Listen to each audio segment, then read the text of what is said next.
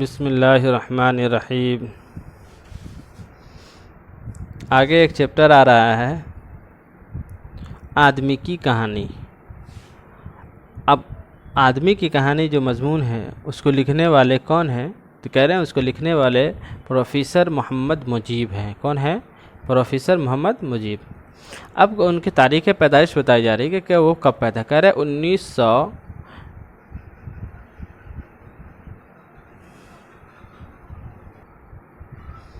1902 میں پیدا ہوئے اور 1985 میں ان کا انتقال ہو گیا۔ کہہ رہے محمد مجیب لکھنؤ میں پیدا ہوئے۔ کہاں پیدا ہوئے؟ لکھنؤ میں۔ اور کہہ رہے ان کی ابتدائی تعلیم گھر پر ہوئی۔ بچپن کی تعلیم کہاں ہوئی؟ گھر پر ہوئی۔ 1918 عیسوی میں سینئر کیمبرج کا امتحان پاس کیا اور 1919 عیسوی میں وکالت کی تعلیم حاصل کرنے کے لیے انگلینڈ گئے۔ کب گئے؟ 1919 میں۔ 1922 میں بی اے آنرس پاس کیا۔ لندن میں انہوں نے فرانسیسی اور لاطینی سیکھی۔ فرانسیسی اور لاطینی کہاں سیکھی انہوں نے؟ لندن میں۔ اور کہہ رہے وہاں سے برلن گئے اور جرمنی زبان میں بھی کمال حاصل کیا۔ جرمنی جا کر برلن زبانیں سیکھی۔ کہہ رہے وطن واپسی کے بعد جامعہ ملیہ اسلامیہ میں استاد مقرر ہوئے۔ کہاں ہوئے؟ جامعہ ملیہ اسلامیہ میں استاد مقرر ہوئے۔ کہہ رہے 1948 عیسوی میں انہوں نے شیخ الجامعہ کی ذمہ داری سنبھالی۔ شیخ الجامعہ کی ذمہ داری سنبھالی اور اسی عہدے سے سبکدوش ہوئے، یعنی شیخ الجامعہ کی ذمہ داری سنبھالی اور شیخ الجامعہ ہونے کے ساتھ ساتھ ہی اسی عہدے سے وہ ریٹائر ہوئے۔ سبکدوش ہوئے مطلب ریٹائر ہوئے۔ کہہ رہے انہیں کتب بینی، فن تعمیر، سنگ تراشی، مجسمہ سازی، مصوری اور موسیقی اور باغبانی سے دلچسپی تھی۔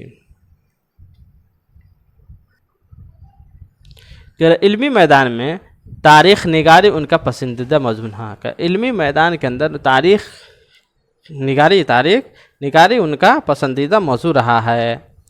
کہہ رہے دنیا کی کہانی 1931، تاریخ فلسفہ سیاست 1936 میں لکھے، تاریخ تمدن ہند 1957 میں لکھے انہوں نے۔ اور کہہ رہے روسی ادب کی تاریخ 2 جلدیں 1960 کے اندر انہوں نے لکھا ہے۔ ان کی مشہور تصانیف ہے، یہ جو کتابیں جن کا ذکر کیا گیا ہے ان کی مشہور کتابیں ہیں جو انہوں نے اس سن میں لکھی ہیں۔ کہہ رہے پروفیسر محمد مجیب کو ادب سے بھی گہرا دلچسپی تھا۔ انہوں نے ڈرامے پر خصوصی توجہ دی اور 8 ڈرامے لکھے۔ ان میں سے کون کون ہے؟ کھیتی ہے، انجام ہے، خانہ جنگی ہے اور آزمائش ہے، جامعات کے نصاب میں شامل رہے ہیں۔ کہہ رہے بچوں کے لیے ایک ڈرامہ اور ڈرامہ کرے بھی لکھے۔ بچوں کے لیے ایک ڈرامہ کیا لکھے؟ اور ڈرامہ کرے بھی لکھے۔ انہوں نے افسانے بھی لکھے جن میں کیمیا گر، باغی، چراغ راہ، اندھیرا اور پتھر قبول ہوئے۔ ایک کامیاب مترجم بھی تھے۔ ان کی قومی، علمی اور ادبی خدمات کے اعتراف میں حکومت ہند نے اسے پدم بھوشن کا خطاب بھی دیا، یعنی ان کے کارناموں کو دیکھ کر اس ایوارڈ سے بھی ان کو نوازا گیا ہے۔